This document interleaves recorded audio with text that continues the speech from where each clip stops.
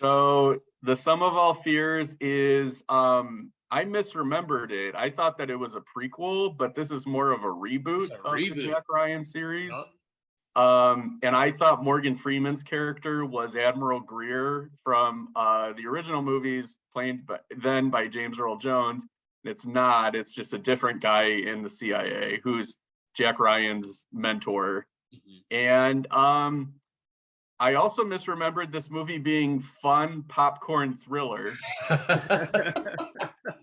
I must have just been having the time of my life in the summer of 2002 because I was just like, oh, this movie's fun. Like it's a good, hard-nosed political thriller. And then I watched it yesterday and I was just like, this is a dour slog. And I feel like the subject matter is like not being taken seriously enough You for this yeah, think? for this movie because like not to spoil the ending but they sort of tie it up in a bow where they're just like, well, that was an unfortunate incident, and it's just like, Yeah. no, this event would have passed the manufactured almost war that the fascists tried to cook up between the Russians and the Americans. Like this would have a much longer tail, and it Yeah, doesn't. I went through the same thing where I haven't seen it in forever, and I remember having so much fun with it, um, and thinking it was a lot of fun. And I remember, so last night I watched it with Christy, who had never seen it,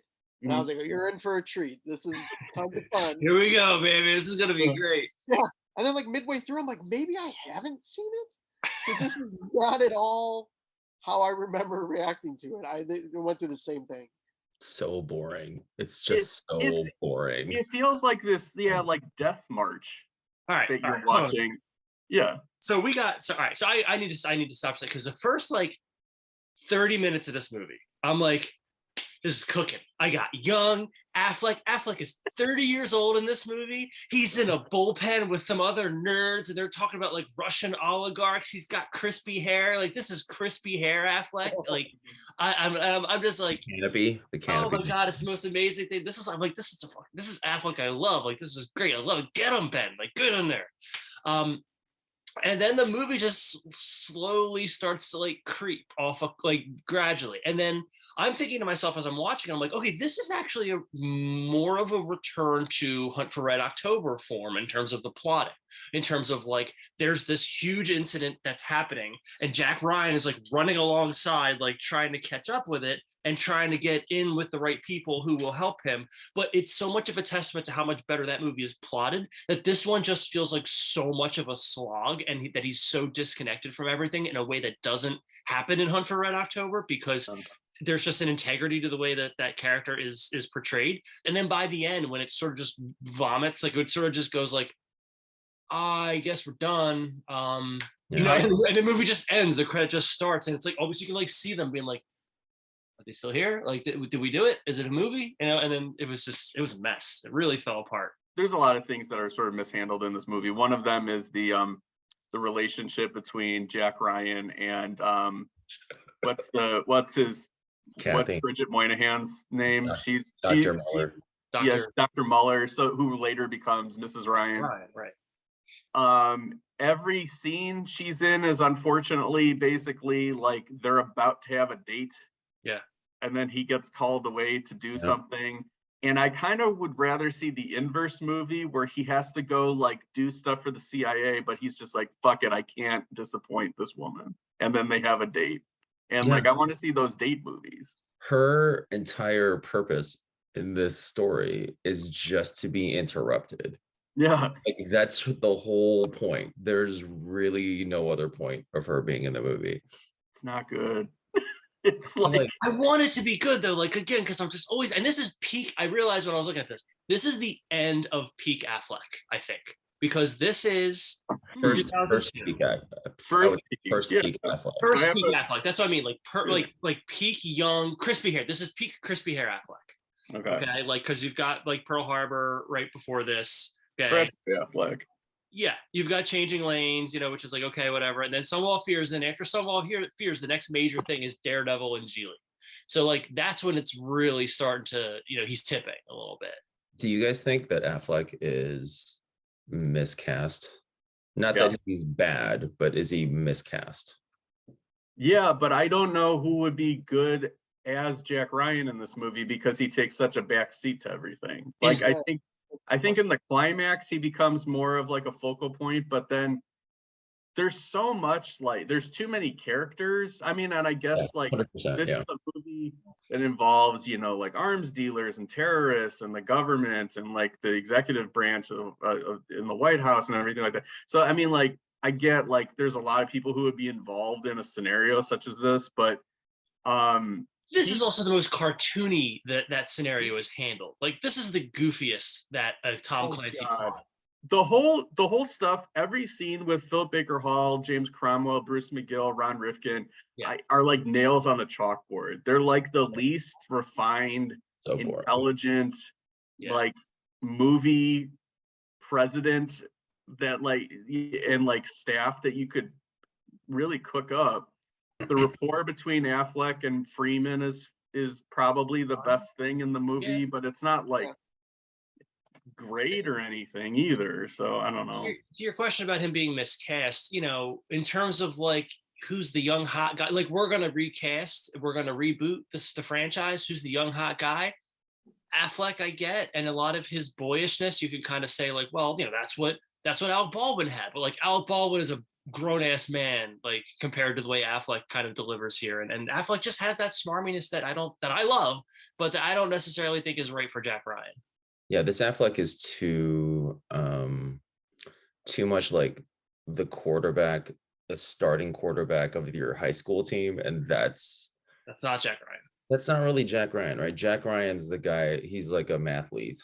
You know what I mean? He's the valedictorian. Like you have the checkbox of like Clancy movie, Jack Ryan movie things, right? And so I think this checks a lot of the boxes of having like the things, right? Political stuff, president, deep bench of actors / characters. But I think they just like put the stuff in without necessarily checking like the quality of the stuff, right? Or like how does the stuff all kind of fit together? Yeah. But what's wild to me is you say that out loud. You just like listed off the cast and credentials. Why is it so forgettable and boring? It's really wild.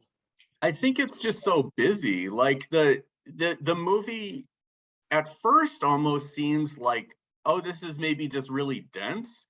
But then like once you kind of see it unfurl, it's like, oh, this is pretty easy to follow. It's just like sloppy. And then they blow up Baltimore, and then Affleck's like, yeah, I don't know, she might be at the hospital. The blast radius like wasn't really like that bad. I don't know. They yada yada the blast radius. Yeah. They really did. Yeah. Like by the end of the movie, it's almost like, well, that sucked. But it's just like, no, this thing would have rocked the United States for decades. It's like, it's a nuclear bomb that went off in the United States. Yeah, I like, how is it? And also, like, I've read enough like books in school, like Z for Zachariah, to be like, wouldn't like Baltimore be uninhabitable for quite a long time now? There's like all this like brief mention of like, oh yeah, the blast radius is like a couple blocks, and the fallout's being blown in this direction, and I think at Camden Yards, it's like like a major American city was the victim of a nuclear attack, and the movie is still boring as fuck.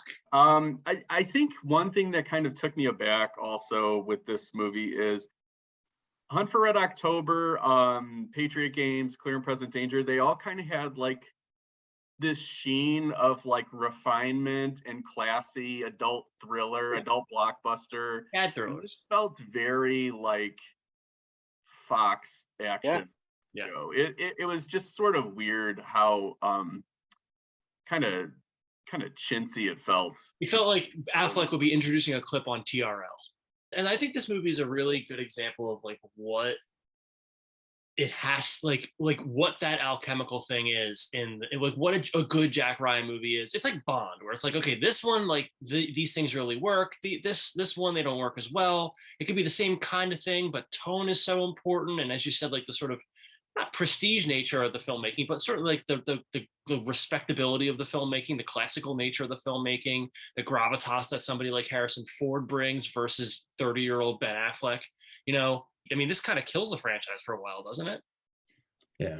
Yeah, well, the funny thing is that I was looking at the box office for this, and it opened number one. It made back more than its budget. Even like if you count in like, there's usually like a two and a half times multiplier with like marketing and all that stuff like that. So it like kind of broke even probably after like DVD.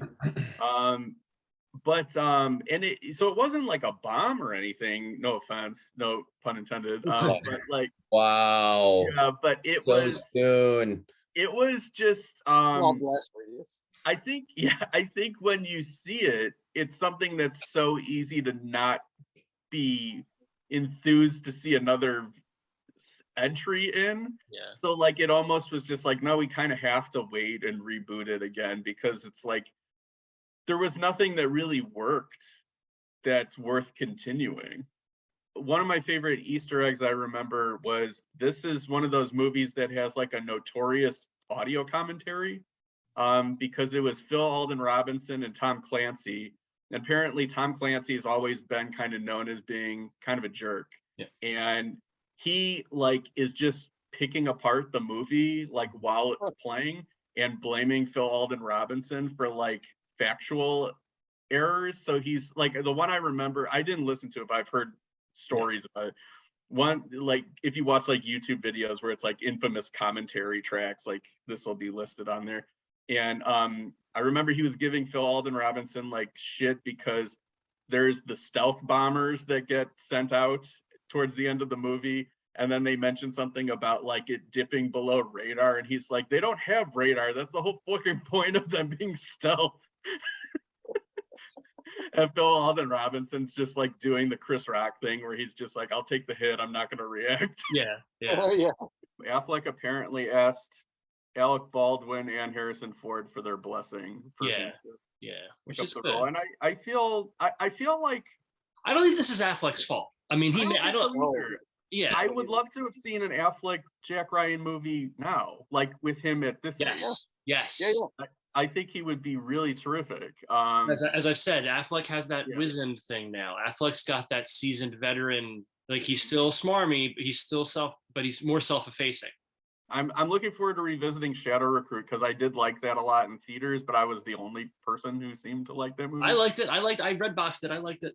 But there was like, yeah, that movie gets real goofy because it's got like Kenneth Branagh doing his like Tenet villain before Tenet, and like they're like putting like light bulbs in people's mouths and like I Ryan's on motorcycles. I remember that movie leaning like more into schlock than needs, like, you know what I mean? It got a little bit clockier. So, and that's what I think maybe we need. Like, I think like the MTV version of this, even though I aged 20 years just saying it like that, but like, you know, I think that was the wrong move. And I think this has got that early 2000s action problem that a lot of movies have, where you look at anything made from like 2001 to like 2005, and there's definitely that hint of like chintziness to it. In many cases, many mainstream blockbusters, there's that hint of chintziness to it. So we'll see. I'm excited to revisit Shadow Recruit. Until next time. These seats are reserved.